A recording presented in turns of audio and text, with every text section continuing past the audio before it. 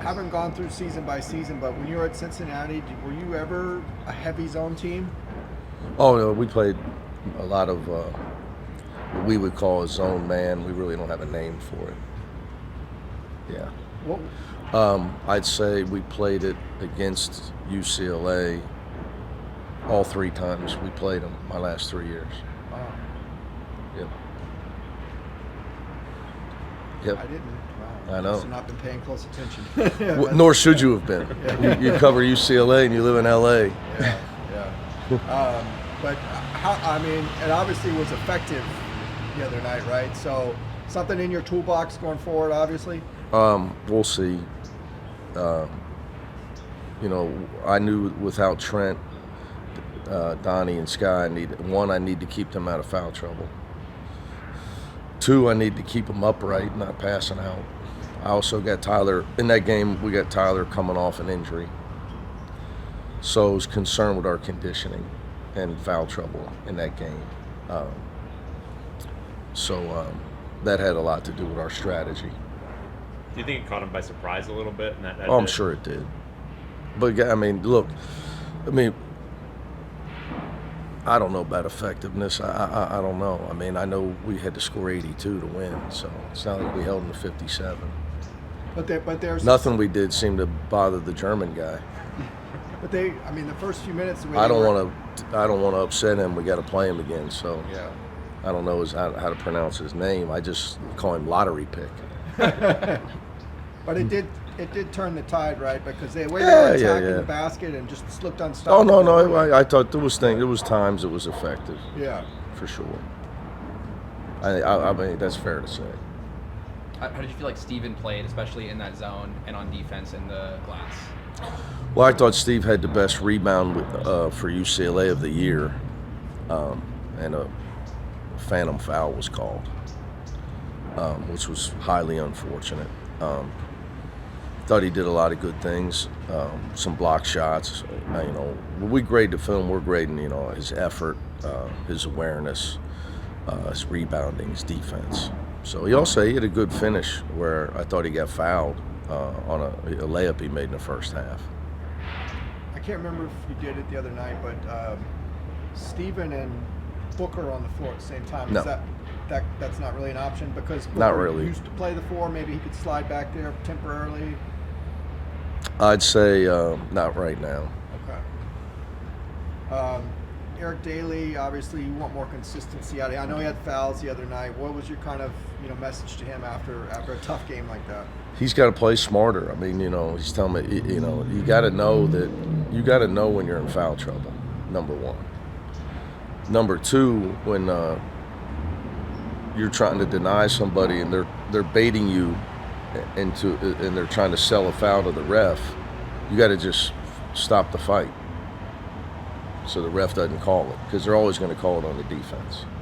We don't have NBA refs that are going to see, and they don't always see it in the NBA. They dupe those guys all the time as well. They duped them so much in the NBA they had to put it's a technical foul for flopping, right? Right.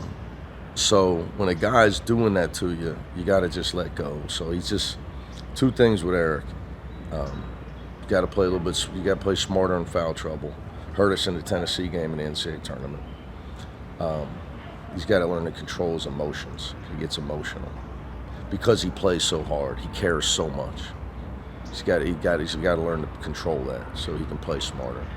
What was your assessment of Donnie running the offense and scoring, particularly coming off of that Cal game last week? Well, there's stuff that you guys don't see. His attitude in the huddles. I'm trying to work with him on being a coach on the floor, being a leader. I thought he did a great job with that. Stat sheets are stat sheets. So the stuff that he can control, I thought he was just trying to lead his team to victory in timeout huddles, on the court, his talking, his leadership was great. In the end game, the final 4 minutes, obviously some execution failures on defense, some on offense. Quit fouling when you're winning. Yeah. I have a team of veterans that in the timeout is saying, hey, don't foul, we're winning. Like, they're saying it, and then they go foul. So that's how into it they were, and then they do it. I mean, that's, Coaching is not for the faint of heart, or the weak of heart, I should say.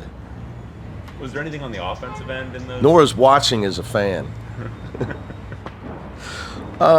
Yeah, make free throws. Got to make free throws. Tyler being out didn't help us.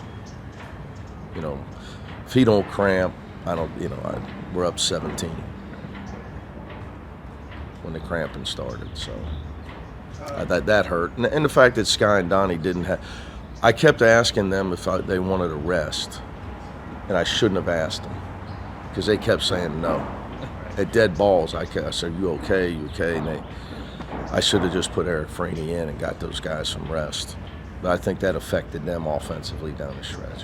Oregon's obviously off to a kind of a slow start. How much of that do you think is Biddle being kind of... Well, Shellstead didn't play early. He broke his hand, missed excessive time, probably a month or so. So that threw him off at the beginning of the season. Then he got back. They started to play well for a couple games. And then they caught, then Biddle goes out. He'll be back Saturday, though. Everybody's back against us. He'll be back Saturday. 100%. Bottle of Pinot on that. All right. He'll be back, 100%.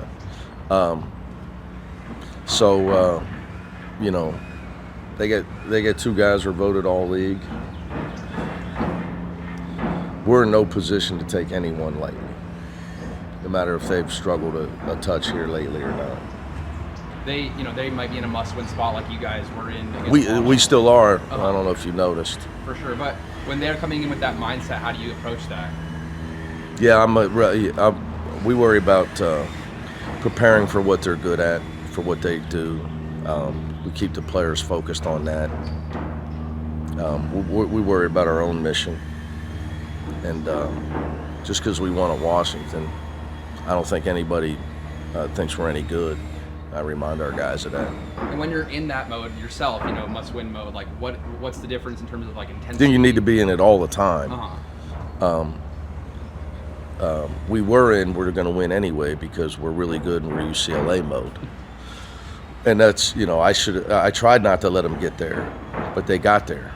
And we got out of it. We got to stay out of it. Because the minute you go back, you're going to lose. And that's anybody. That's anybody. Like, big fan of Coach Vrabel and the New England Patriots. He's got his team in the right. And I don't watch the NFL, but I know who he is. I know what he's about. So I try to watch his press conferences and stuff. So, but if they get out of that mode, they'll lose. I know it's kind of a stupid question, but does that last 4 minutes against Washington kind of help in that respect then? Because it's... I don't know. I mean, it'd be nice to not go through that. It'd be nice to make some free throws late in the game. Right. I mean, the game shouldn't have been close. Tyler's foul, Sky's foul. When you're mathematically, if you're up 8 or more with under 2 minutes, if you don't give up a three, it's almost impossible to lose mathematically. And if you make free throws, you cannot lose. So we gave up two 3-point plays in the last 4 minutes, and ones I meant, and 2 3-point jump shots. So you gave them an extra minute on the clock. Right. So we got to get better in that aspect. You talked about Steinbach playing really well against you guys. Do you think Biddle Played really well against everybody. Do you think Look at his stats. Biddle presents similar challenges? Nate's a good player. I've known Nate since he was a sophomore. He can really shoot the ball and he can score inside. He can block shots. He's a much better shooter than Steinbach. If you give Nate the face-up shot, he's taking it, and he makes a high percentage. He can also score in the low post over you, and he blocks shots around the rim. That's why he's an all Big Ten preseason player. Is there any differences coaching against a squad like Oregon where you have maybe a larger sample size against a Biddle, a Shellstad? Not sure what you mean. What do you mean the difference? Like, is there? Oh, because we played 'Cause you against played them them many many- times. yeah. It's rarity with all the transferring. Exactly. Yeah. And now I see where you're going. You had me, for a second. Yeah. It's like the old days.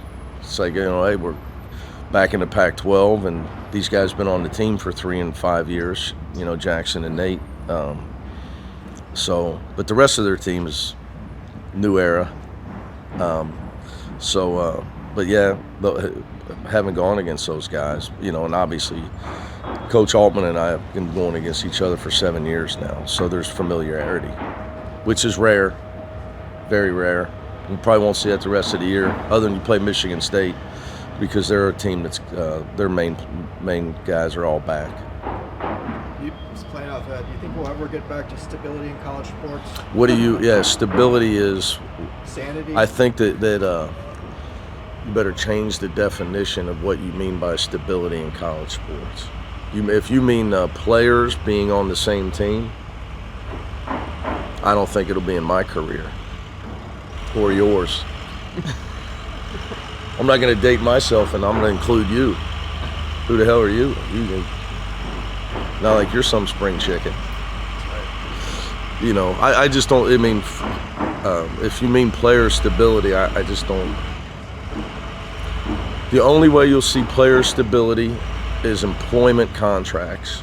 If they go to employee status and you go to contracts, and that would be the only thing that would hold players for a majority. I should say a majority of players, to where you would then give your definition of stability would come back.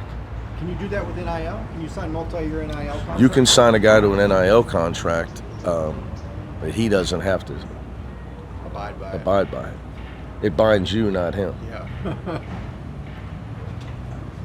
Right. So until you get to if and when that ever happens, the federal government gets involved, and it becomes on some sort of employee status, and you can get to collective bargaining, which would be nice, so agents wouldn't be able to rob kids anymore. I mean, you're taking 10, 20%, 15% of guys' NIL money.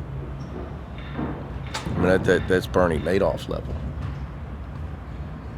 So that shouldn't happen anymore. And I bring that up because that needs to get illuminated, because, parents need to say no to that.